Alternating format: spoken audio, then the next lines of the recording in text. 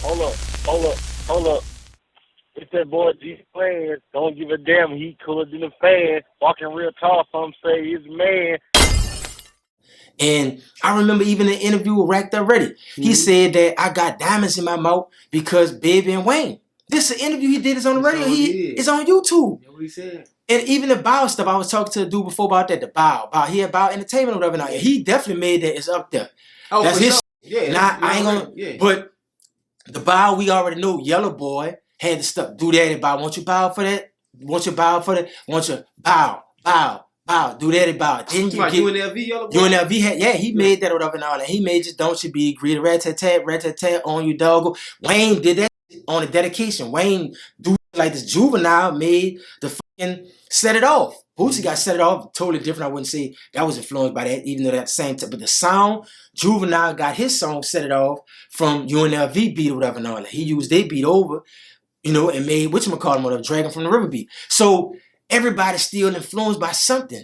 If Soulja Slim could be influenced by Tupac and Spice One and Scarface, why? And Master P said he could be influenced by everything on my interview.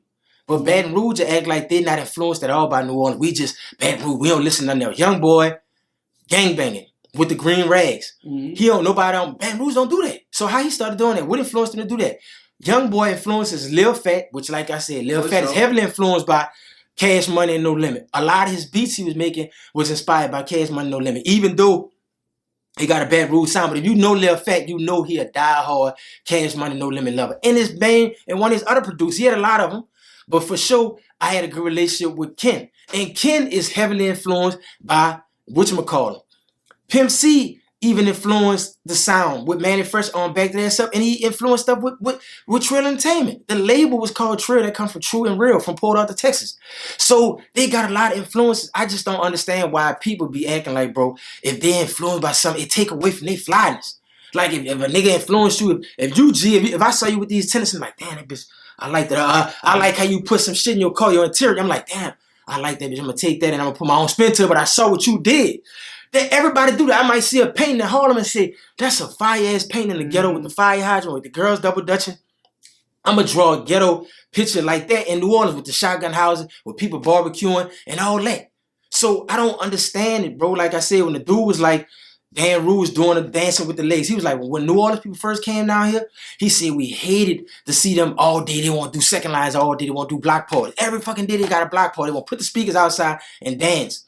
And he said they moving their legs. He said, so it was crazy. He said, but 20 years later, not all the kids, when they jigging, they moving their feet, they kicking. But back in the day, if you look at the old documentaries, they just moving their head, like it's whatever, and they moving their mouth.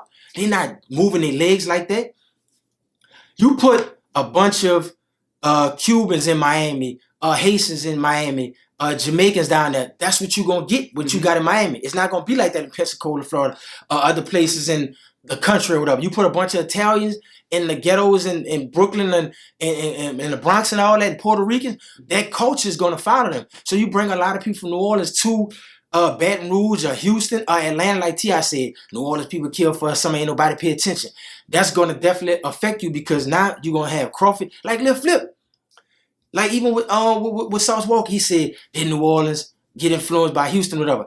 Only thing I said was drink. Everybody like to drink, the lean and all that stuff like that, but nobody wasn't riding swingers. We don't do that. We ain't putting no wood wheel and all that. Not in parts of the 318, like Alexander, they might do that or whatever. Hey, bro, I got a picture in my phone I saved. I was going to send it to you, but I wanted to show you because in Natchitoches, like they influence us heavy when it comes to Texas. Right. We wanted to have slabs. We want to do all these different things. I can't even find. Right, and that's what I'm saying. But see, y'all can still admit that, bro. We could do that in New Orleans too, and all that stuff like that. Like a lot of cities say other places that they like that. There you go. That's in Natchitoches. That's Natchitoches. Right. That's what I'm saying. Look at that. That's 97. That's an old school with a slab with swingers on it. Yeah. So so Sauce was right to an extent. It wasn't us. But they got people like in Gulfport or Biloxi, Mississippi. They like bounce music because they right there by. So some of that bleeding. When people in Lake Charles, they might do like a lot of screwed up music and Swisher House and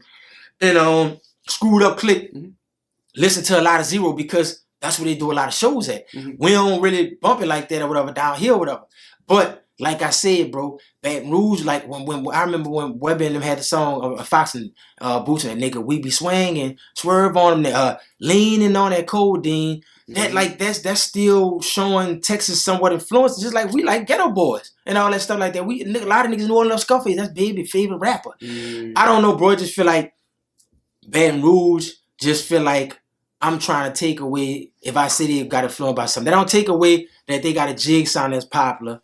That don't take away that young boy really killing the game right now. He doing a hell of a job. And I'm glad, because I used to listen to Boots and them when I used to go to the club. My cousin will be in Amit, we'll be in Marksville, and the youngest ones be performing. I remember we was in hole in the wall spots in Louisiana to where the fucking power will go out and they gotta go hit the generator, cut the lights back on. And we go to dancing and go fucking power go back on. I'm talking about real poor gutter shit, and I'm dancing and jumping around to the music, the Baton Rouge music. And my cousin from New Orleans like, man, you look stupid, man. You making us look dumb, man. You doing, man, what you, a country boy?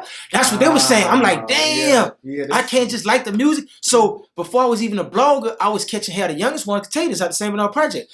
When we'll go to they'll be doing certain shows. I told DJ that boy from Cross River, they DJ. I said, bro, I told my cousin Raymond I own this record label 060. That FG Famous rap for and that S80 was on too, and Super Blanco from the squad. I told my cousin Ram, I said, Ram, you got the youngest ones coming out, the Meek Mills and my boss, bro. It's not New Orleans. They not gonna fuck with that. Boosie and Jill, bro, they love Boosie in Louisiana, bro. Please set it off. So they came out the fucking Meek Mills a couple times. See, that shit wasn't getting the crowd hyped. So when they come out, the crowd ain't really like. So when they was in Marksville one night, they tried it.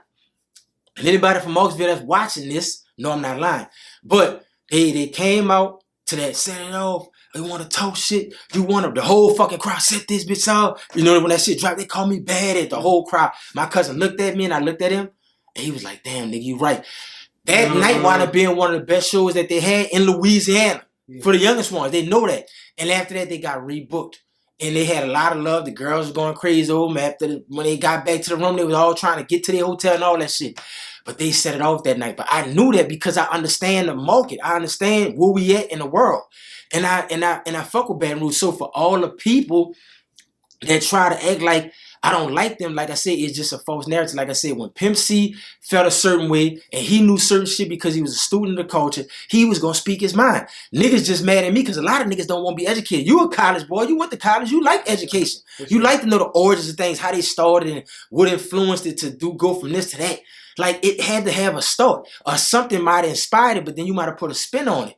But that's what everybody do though, bro. Everybody, Manny Fresh took ideas from places and he made our sound, but he still was pulling from Miami bass.